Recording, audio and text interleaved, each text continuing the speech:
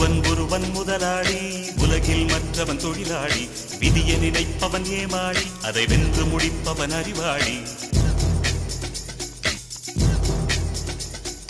ஒருவன் முதலாளி, உலகில் மற்றவன் தொழிலாளி.